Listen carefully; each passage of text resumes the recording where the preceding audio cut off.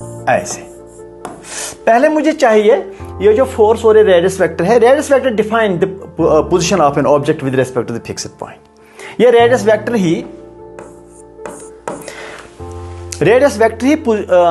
Object का position define करता है अबाउट द फिक्स्ड पॉइंट, कितना दूर है वहां से, किस डायरेक्शन में है, इसीलिए रेडियस वेक्टर। अगर ऑरिजिन से ये रेडियस वेक्टर हमने डिफाइन किया तो यही रेडियस वेक्टर कोऑर्डिनेट में तब्दील हो सकता है। This radius vector is X Y and Z, means it is R is equal to this radius vector I X plus J Y plus K Z. तो अब जाकर के ये जो फोर्स मैंने इस पर अप्लाई किया, मैं देखना चाहूंगा how much torque it creates. तो ये आर जो है इसको आगे ले जाइए और this is theta angle between F and R forward direction. तो अब जो हम टॉर्क डिफाइन करते हैं, torque is defined as cross product of R and F, that is all. ये है torque.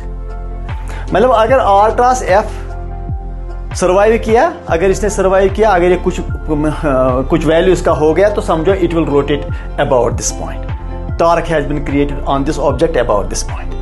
So that means it is angular momentum which it already had about this point will begin to change. ठीक? अच्छा. Now R cross F is the definition. It is theta.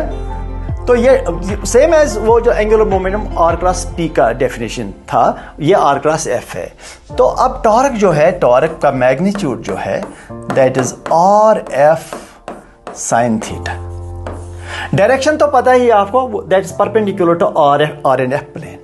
अगर ये R है, ये F है, तो R cross F का direction ऐसे करके दैट इज इनवर्ड्स, वो क्रॉस करके इनवर्ड्स हो जाएगा. मतलब direction is perpendicular to this R and F. R and F तो इसी बोर्ड के प्लेन पर ही है, तो ये जो क्रॉस है बोर्ड के अंदर चला जाएगा. मीन्स R क्रॉस F का डायरेक्शन जो है that is perpendicular to the plane of R and F. Given by the right hand rule, you wind R into F and watch where the screw goes, where the thumb goes. R को F में ऐसे wind करो, curl करो अपने fingers को, और thumb देखो अंदर की ओर चला जाता है.